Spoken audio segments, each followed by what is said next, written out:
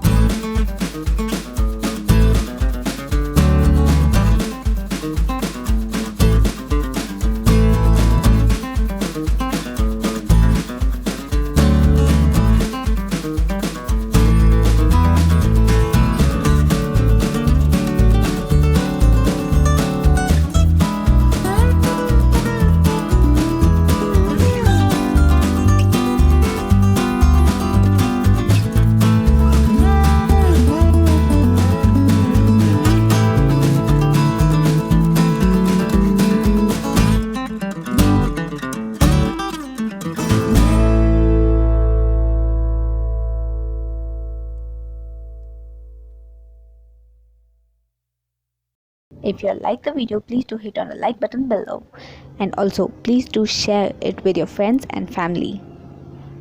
If you all are new to the channel, please do subscribe by clicking on the red subscribe button below, and also click on the bell icon so that you get notified when I upload new videos. Thank you. See you in the next video.